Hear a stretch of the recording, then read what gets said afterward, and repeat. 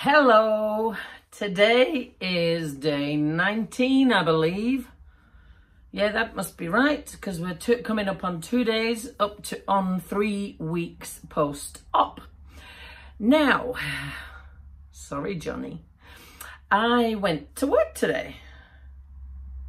And that was courtesy of one of my clients who offered to give me a lift there and back in between her appointments that she had with us today. So she took me down there mid-morning and brought me back sort of mid-afternoon. And that was enough. I didn't intend to do any work per se. I didn't have any large expectations of myself. What I wanted to do was just get back into the work headspace, be sitting in a workspace and chat to some customers and that sort of thing. I didn't want to start getting tied up into all sorts of complex stuff because my brain hasn't been in work mode for such a long time.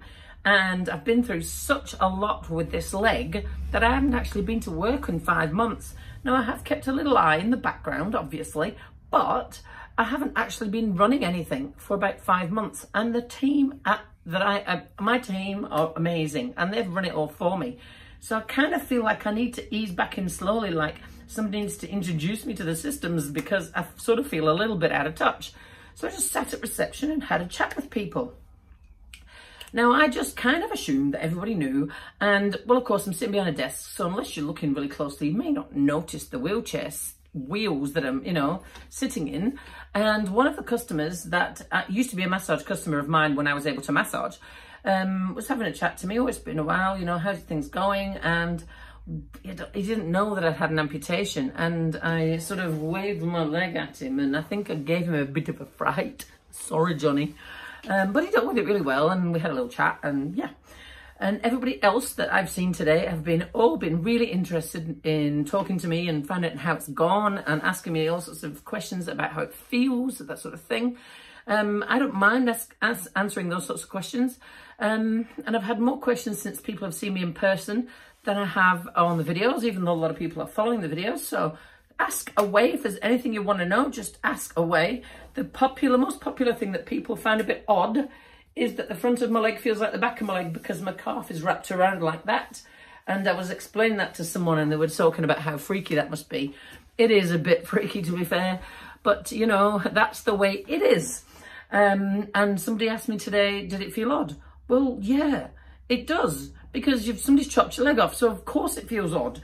I can't even begin to describe to you how it feels. There's no way of describing it to you at all. Although some of the funny little tasks I've give you here and there is trying to give you a bit of a feel for it, but you're never actually going to know unless you've had an arm or a leg chopped off. So that's just the way it is. So I really enjoyed my time at work today, talking to some people, actually being somewhere different, having something to do as such. And I knew that my building would be wheelchair friendly because I remember all of the disabled stipulations we had to make sure we'd met before we were able to open. So I was able to get everywhere that I needed to get to really quite easily.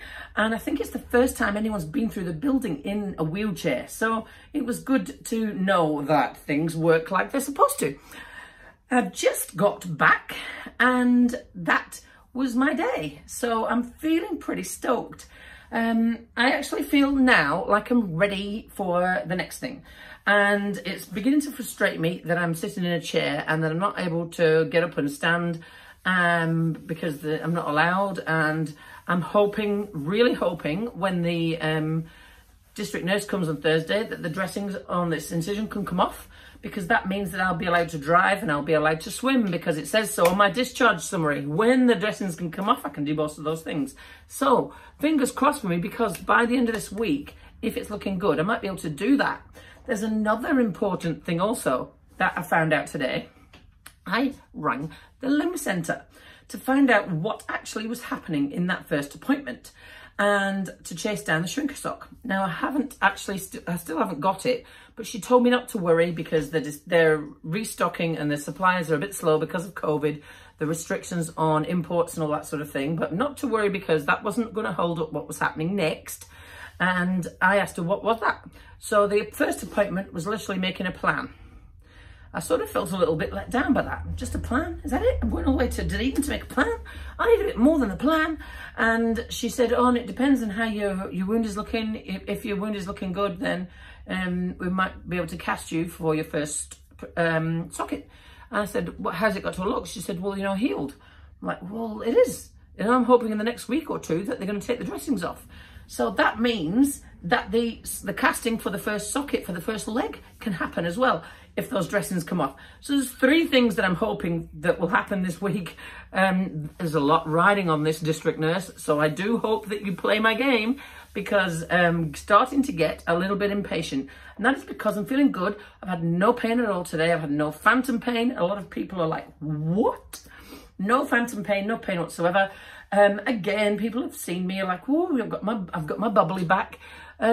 There is no way to describe what it's like having chronic pain for so long, and there is no way to describe what it's like having a limb chopped off and suddenly being without it. I have said this a lot of times, and I remember somebody mentioning it to me before the surgery, that it's actually possible to have less pain after than before. And I thought, how in the hell can that be? Somebody chops your leg off and you're in less pain. Well, it's true. That's what's happened. Certainly to me, when I've had so many problems, we've had so many surgeries, and now it's all gone. So I'm feeling great. I've also been working on my balance.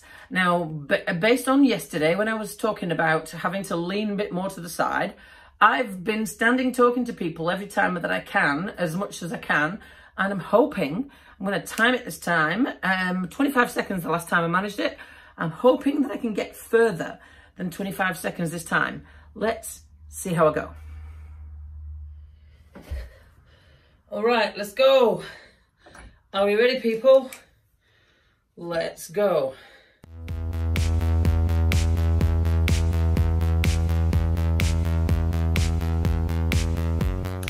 Isn't it frustrating how some days you feel really quite balanced and other days you just don't feel balanced at all? You probably don't even notice when you've got 2 feet, but you really do notice when you've only got 1. One other thing I wanted to talk about was going back to work. Now, how in the heck do you know when to do that when you've had such major surgery? But feeling so great. So I'm worried about overdoing it because I've got no direction. I have asked for a back to work plan, but I haven't actually got one. So I'm really not sure what it is I should be doing or not doing. I asked some amputees when it was they went back to work, and the answers ranged vastly differently from a couple of days, they tended to be the self-employed people, to months, years, and some people never went back to work. So it's really hard to know, and everybody's like, wow, you're doing so well. What do you gauge that against? There's no way of knowing what to gauge it against. Yeah, I'm feeling great. Yeah, I've been feeling great since day 1 after the surgery. I'm sure there's other people that have had such major problems as I have that have been feeling so great afterwards as well. How do you know when to go back? The problem I have is that I could do the personal training really easily, probably from sitting in a chair, but I couldn't do the massage unless I'm standing on a prosthetic all day. So it's hard to know when I'll actually be able to get back full time. I'm assuming that I will, but that depends on the prosthetic leg. So it's really hard to gauge. So thank you for watching. And don't forget to do my wee tasks. So sit on the edge of the bed or a seat or something, stick your legs straight out, take your shoe off, put it back on if you can, whilst keeping your legs sticking straight out. Stand on one leg with holding a weight in that same side, take your t-shirt off, put it back on. I've had to do both of those things and I'm trying to replicate what it's like. Why don't you make your tea standing on one leg or do the washing up standing on one leg? You'll find your ass hurts a lot really fast whilst you're doing that. So that's my new life. So welcome to my world. Anyway, thank you for watching. As always, if there's anything particularly that you want me to mention or you want to ask me or anything like that, fire away. You're able to email me at ridingtohealth@gmail.com, or you're also able to comment below or message me on Facebook. That's Mel Riding PT, and I will answer any of those questions, and I'm willing to make it anonymous if you want me to, or mention you if you also want me to. So thank you for watching, and I'll see you again